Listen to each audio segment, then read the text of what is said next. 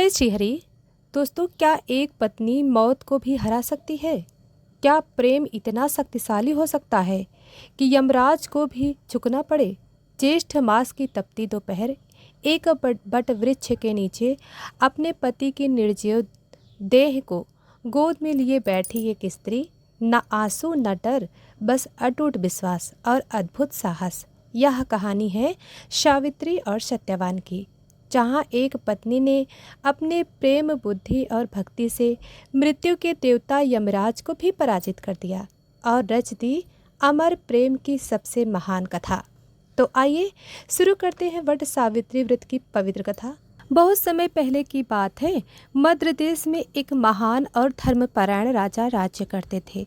उनका नाम था राजा अश्वपति। वे अत्यंत न्यायप्रिय, दयालु और प्रजावत्सल थे। लेकिन उनके जीवन में एक बहुत बड़ी कमी थी।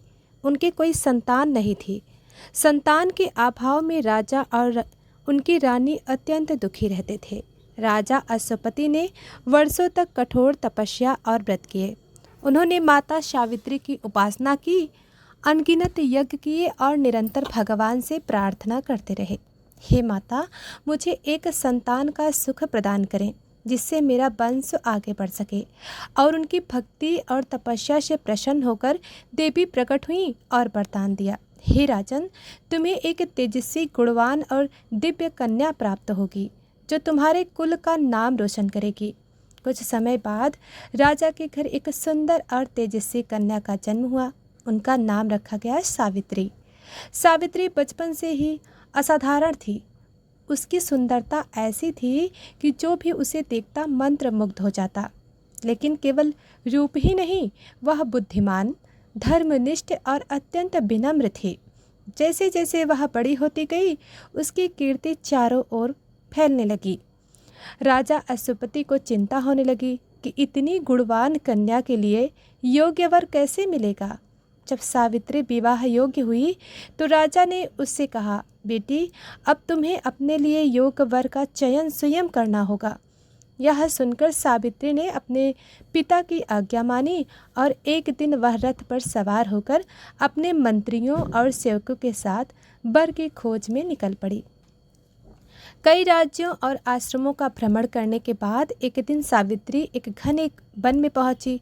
वहां उसने एक तेजस्वी युवक को देखा जो अपने वृद्ध माता पिता की सेवा में लगा था।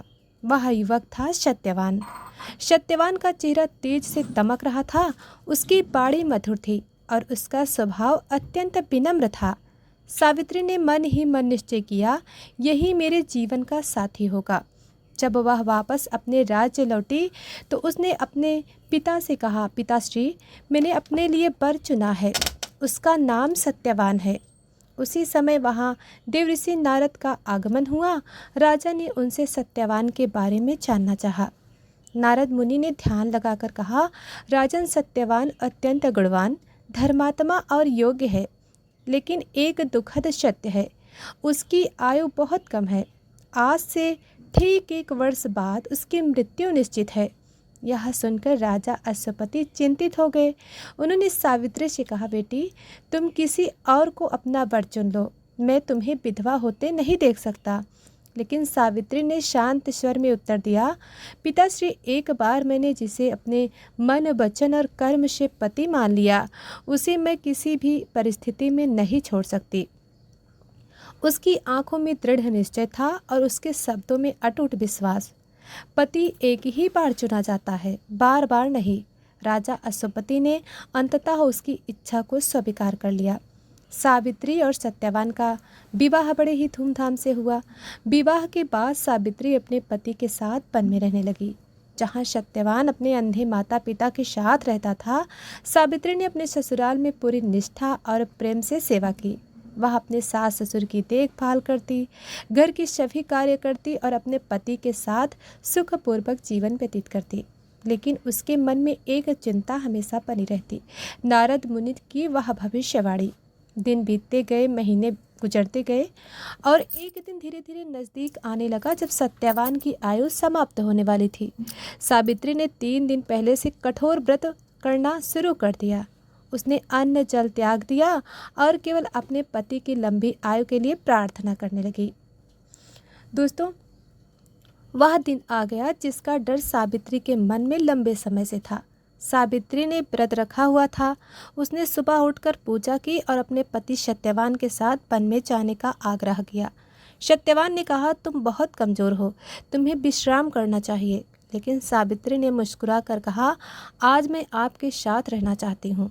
दोनों वन में गए। सत्यवान लकड़ी काटने लगे। अचानक उनके सिर में तेज दर्द हुआ। उन्होंने कहा, सावित्री, मेरा सिर भारी हो रहा है। सावित्री ने तुरंत उन्हें अपने गोद में लिटा लिया और कुछ ही क्षणों में सत्यवान ने अपने प्राण त्याग दिए। चारों ओर सन्नाटा छा गया। तभी वहाँ एक दिव्य प्रकाश प्रकट हुआ। वे थे यमराज। उन्होंने सत्यवान के प्राण आत्मा को अपने पासा में बांध लिया और दक्षिण दिशा की ओर चल पड़े। सावित्री भी उनके पीछे पीछे चलने लगी। यमराज ने कहा, देवी, अब तुम वापस जाओ, यह प्रकृति का नियम है। लेकिन सावित्री बोली, जहाँ तक मेरे पति जाएंगे मैं भी वहीं तक जाऊंगी। उसकी वाणी में विनम्रता थी लेकिन निश्चय अडिग था। यमराज उसकी भक्ति और समर्पण देखकर प्रभावित हुए। उन्होंने कहा, तुम्हारी पतिव्रता शक्ति से मैं अत्यंत प्रसन्न हूँ। तुम एक वरदान मांग सकती हो, परंतु सत्यवान का जीवन नहीं। सावित्री बोली, मेरे ससुर की आंखों की रोशनी वापस आ जाए। यमराज ने कहा, तथास्तु। कुछ ही दूर चलने के बाद यमराज ने फिर कहा, अब लौट जाओ, तुम थक जाओगी। सावित्री बोली, पति के साथ चलना ही पत्नी का धर्म है। यमराज और भी प्रसन्न हुए और एक वरदान मांगने को कहा। सावित्री बोली, मेरे ससुर का खोया हुआ राज्य वापस मिल जाए। यमराज बोले, तथास्तु। तीसरा वरदान, बुद्धिमत्ता का चमत्कार। अब यमराज आगे बढ़े। सावित्री फिर से पीछे पीछे चलती रही। यमराज बोले, तुम्हारी भक्ति अद्भुत है, एक अंतिम वरदान मांगो। सावित्री ने बड़ी बुद्धिमानी से कहा, मुझे 100 पुत्रों का आशीर्वाद दीजिए। यमराज ने कहा, तथास्तु। कुछ दूर चलने के बाद यमराज अचानक रुक गए। उन्होंने सोचा, मैंने इसे 100 पुत्र का वरदान तो दिया, लेकिन बिना पति के यह कैसे संभव होगा। तभी उन्हें अपने भूल का एहसास हुआ। यमराज मुस्कुराए और बोले, हे सावित्री, तुम्हारी बुद्धिमत्ता, भक्ति और अटूट प्रेम से मैं अत्यंत प्रसन्न हूँ। मैं तुम्हारे पति सत्यवान को पुनः जीवन प्रदान करता हूँ। और उसी क्षण सत्यवान पुनर्जीवित हो गए। दोस्तों, सावित्री अपने पति के साथ वापस लौटी। उनके ससुर की आंखों की रोशनी लौट आई। उन्हें अपना राज्य भी वापस मिल गया। चारों ओर खुशी का माहौल छा गया। तभी से हर वर्ष सुहागिन स्त्रियां वट बरगद वृक्ष की पूजा करती हैं, क्योंकि वट वृक्ष दीर्घ आयु, स्थिरता और अखंड सौभाग्य का प्रतीक है। दोस्तों, जानते हैं व्रत विधि। सुबह स्नान करके व्रत का संकल्प लें, वट वृक्ष के पास जाकर पूजा करें, धागा बांधकर 7 या 108 बार परिक्रमा करें, कथा सुने और पति की लंबी आयु की प्रार्थना करें। दोस्तों, सच्चा प्रेम कभी नहीं मानता। भक्ति और बुद्धि मिल जाए तो मृत्यु भी हार जाती है। नारी शक्ति का यह सबसे महान उदाहरण है। तो बोलिए, वट सावित्री माता की जय। दोस्तों, वीडियो पसंद आए तो वीडियो को लाइक करें, चैनल को सब्सक्राइब करें। धन्यवाद।